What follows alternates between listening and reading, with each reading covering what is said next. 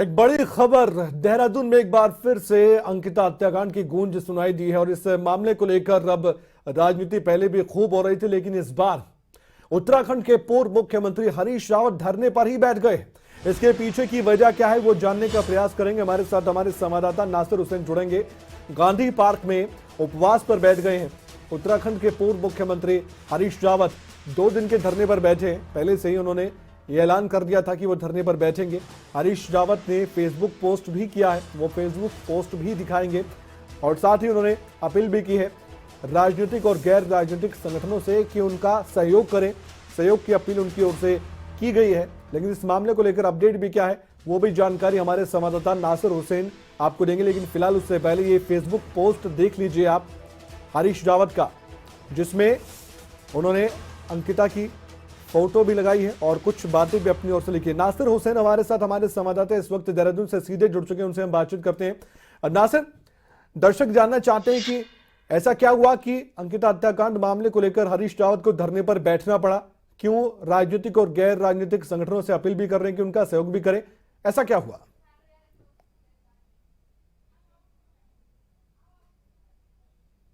देखिए कमल, अंकिता हत्याकांड को लेकर पूर्व मुख्यमंत्री हरीश रावत लंबे समय से आंदोलन कर रहे हैं और लगातार इस बात को कहते रह रहे हैं। हालांकि पहले उन्होंने ट्विटर के माध्यम से 1 दिवसीय धरना अपने घर पर भी दिया था।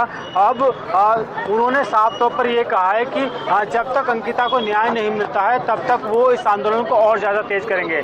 आज उन्होंने 2 दिवसीय धरने का ऐलान किया है और गांधी पार्क के बाहर वो धरने पर पहुँच गए हैं। मैं आपको दिखाना चाहूँगा कि गांधी पार्क है और यहाँ पर गांधी पार्क के गेट के बाहर वो धरने पर बैठे हैं और उन्होंने इस धरने के लिए साफ तौर पर कहा है कि वो 2 दिन तक धरने पर रहेंगे और आज का पूरा दिन उन्होंने कहा है कि अंकिता हत्याकांड को वो कहीं ना कहीं उनको श्रद्धांजलि के तौर पर इस धरने पर बैठे हैं। और उन्होंने कहा है कि जिस तरीके से अंकिता हत्याकांड हुआ वो उत्तराखंड की बेटी थी और उत्तराखंड की बेटी को न्याय नहीं मिला, इसलिए मजबूरन उनको आज यहाँ पर धरने पर बैठना पड़ रहा है, क्योंकि जो राज्य सरकार है वो इस तरफ बिल्कुल ध्यान नहीं दे रही है। उन्होंने तमाम जो राजनीतिक संगठन है उसके साथ साथ जो गैर राजनीतिक संगठन है उनसे भी अपील की है कि वो यहाँ पर आए और इस धरने में शामिल है, क्योंकि जो धरना है वो राजनीतिक नहीं है।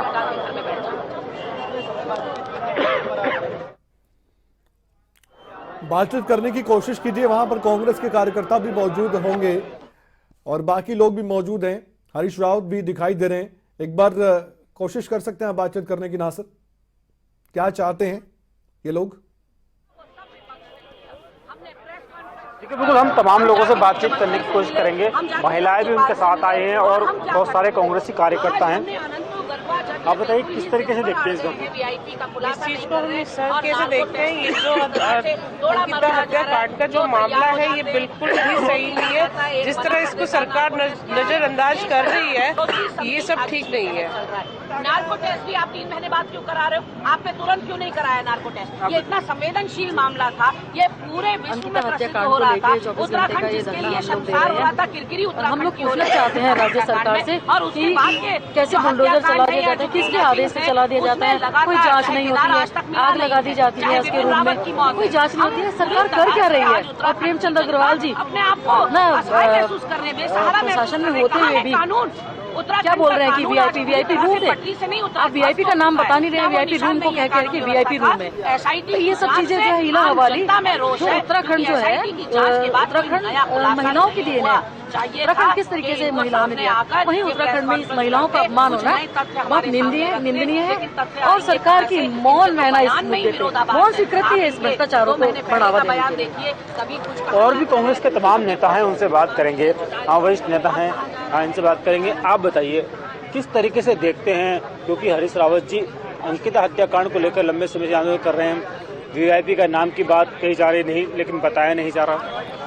देखिए, कहीं पहलुओं पे ये देखने में आता कि जिस प्रकार से ये खोजबीन जांच का सिलसिला चलना चाहिए था उस प्रकार से शायद ये नहीं है, लेकिन इतना जरूर है कि कोई वीआईपी यदि इसमें संलिप्त है उसका नाम बताने में क्या दिक्कत है? सरकार को बताना चाहिए और ऐसे लोगों से दूरी भी बनानी चाहिए। यदि उनके लोग हैं कोई तो उनसे दूरी बनाई जानी चाहिए जो इस प्रकार के कार्यों में लिप्त रहते हैं। ये अपने आप में कोई बहुत अच्छा बात नहीं है कि इस देवभूमि उत्तराखंड के अंदर इस प्रकार के कार्यकलाप हो रहे हैं और घटनाक्रम हो रहे हैं।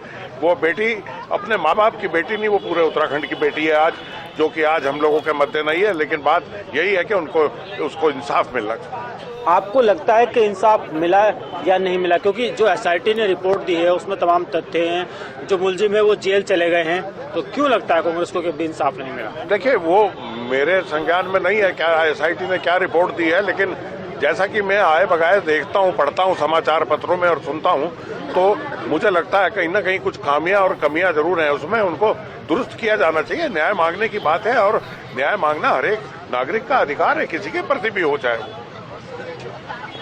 देखिए कमल, जो तमाम कांग्रेसी नेता हैं, पूर्व मुख्यमंत्री हरीश रावत हैं, तमाम लोगों का यही कहना है कि इंसाफ नहीं मिला है। हालांकि पूर्व मुख्यमंत्री हरीश रावत के अलावा पूर्व मुख्यमंत्री त्रिवेंद्र सिंह रावत भी इस बात को कह चुके हैं कि जो अंकिता है उसको इंसाफ नहीं मिला, जिस तरीके का इंसाफ उसको मिलना चाहिए था। और हरीश रावत जी ने तमाम लोगों से अपील भी यही की है कि गैर सरकारी संगठन आए और इसमें सहयोग दें।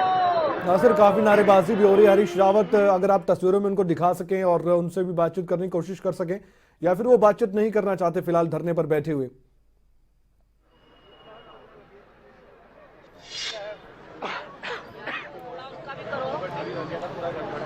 हरीश रावत जी अभी तमाम मीडिया के लोगों से बातचीत कर रहे हैं, तो जो तमाम जो कांग्रेसी नेता हैं वो बैठे हुए हैं और इसलिए अभी उनसे बात कर पाना पॉसिबल नहीं है। लेकिन जो तमाम लोग यहाँ पर आए हैं उसमें ये बात साफ नज़र आ रही है कि गैर सरकारी संगठन के भी कुछ लोग यहाँ पर आए हैं और क्योंकि हरीश रावत जी ने अपील की थी कि तमाम लोग आए और जो उत्तराखंड की बेटी है उसको इंसाफ दिलाने में पूरी तरीके से मदद करें। तस्वीरों के साथ साथ एक जानकारी और अगर आप दे सकें, दर्शकों तक पहुंचा सकें कि इस पूरे मामले में ऐसा क्या है जहां पर कांग्रेस के नेताओं को लगता है कि पूरी तरीके से इंसाफ नहीं मिल पाया। हालांकि आपने कांग्रेस नेता से पूछा, लेकिन उनको इतना ज्ञान नहीं था इस पूरे मामले को लेकर। लेकिन आप खुद अपनी जुबानी भी अपडेट दीजिए, दर्शकों तक जानकारी पहुंचाइए कि जब ये मामला चल रहा है और जांच हो रही है, एसआईटी की एक रिपोर्ट भी आ चुकी है सामने, उसके बावजूद भी ये सब कुछ क्यों हो रहा है?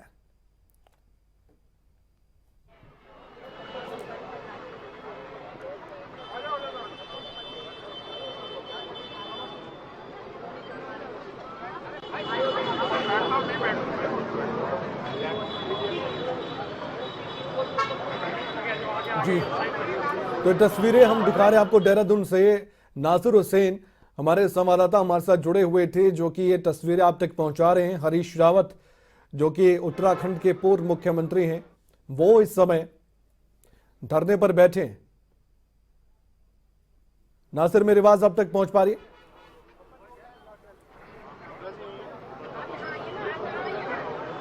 अंतिम सवाल एक नासिर की, इस पूरे मामले को लेकर अपडेट क्या है अब तक का, और कांग्रेस को क्यों लगता है कि अभी तक इंसाफ नहीं मिल पाया है, जबकि सरकार की ओर से क्या कहा जा रहा है? आप जानकारी दीजिए। अंतिम सवाल आपसे। देखिए तमाम जो एसआईटी की रिपोर्ट है वो एसआईटी ने दी है और एसआईटी ने जिस तरीके से कहा है कि जिस तरीके का जो तथ्य थे मुलजिमों को सलाखों के पीछे पहुंचाने के लिए, वो तमाम तथ्य रिपोर्ट में दिए गए हैं। लेकिन कांग्रेसी कार्यकर्ता साथ साथ पूर्व मुख्यमंत्री हरीश रावत भी ये कह रहे हैं कि अंकिता को इंसाफ नहीं मिला।